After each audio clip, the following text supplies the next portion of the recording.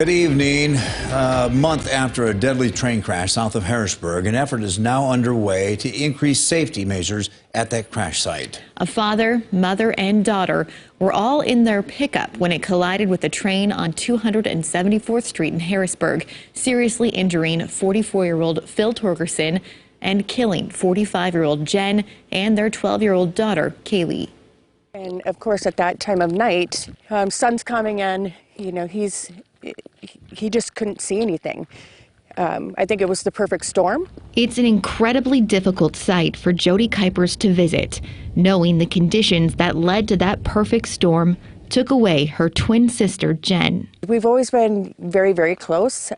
She was my best friend. The crash happened just 9 days after their 45th birthday. Okay. And as much as she misses her sister, Jody says the loss of her young niece cuts even deeper. Kaylee really did have a bright future. She was so super smart. I was excited to see what would come for her. While her future was cut short, Jody is finding comfort in her effort to make sure Kaylee and Jen's death is not forgotten. Kaylee's crusade for change is really just about what we can do to get the gates and the lights put up on this location. Right now, this may be a very rural road, but during those busy traffic hours, a lot of people who live in Harrisburg use this as a back road. That traffic will get even worse as more development happens to the south of town. They're going to be putting in more housing. That means more families out here, more people that will be using this road.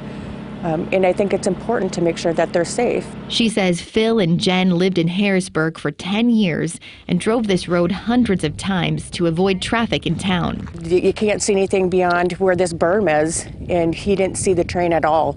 Immediately after the crash, Lincoln County's emergency manager reminded all drivers about the importance of yielding at railroad crossings. We like to ask people to be very careful and aware of where that train might be.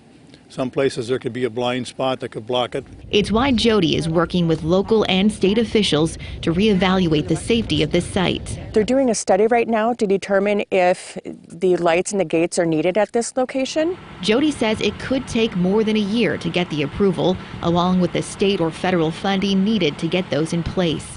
In the meantime, she's advocating for temporary measures to help warn people of the danger ahead. Whether it just be solar lights, even if it's a blinking light, it's something to alert people that, that a train is out here. If we can prevent a tragedy from happening for another family and them having to go through this, then it's all worth it.